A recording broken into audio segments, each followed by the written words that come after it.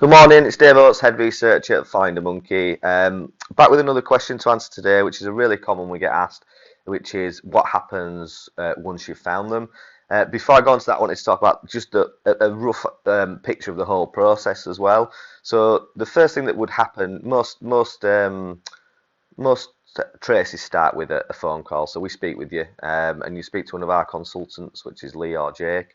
Lee's actually a qualified counsellor, so if you've got a particularly sensitive case, it's worth speaking with Lee about the circumstances. He'll give you some really sound advice and guidance on if we can help you, and if we can, what that would involve, and helping you understand what would happen. The next thing, once you've confirmed that you want us to help you, and we've confirmed we're happy to help you, is that it would go through to the trace team. Now, the trace team would work then diligently to find the right person for you, and for the vast majority of people, that's what would happen. And then once we've found the right person, it then goes to the intermediaries team. Now, intermediaries are led by Sue Harrison, who's our intermediary specialist, and she's got a wealth of experience at helping people reconnect. We never share any information with our clients in terms of contact information about the person we've been asked to find until such time as we have consent from that person to share that information.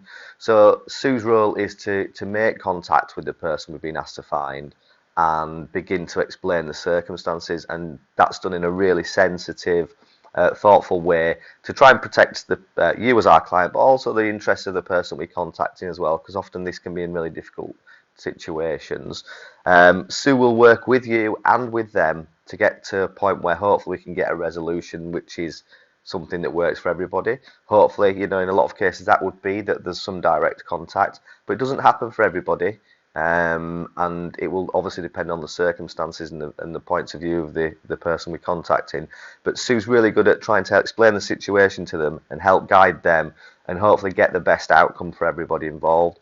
And what we find most people say at the end of the process, they do feel they have a sense of resolution and closure because of what the process they've gone through, even if it perhaps isn't exactly the outcome that the hopes were intended. That they get that closure that they've been looking for. So I hopefully that answers your questions. Yeah, thanks for watching. I'll be back with another video tomorrow.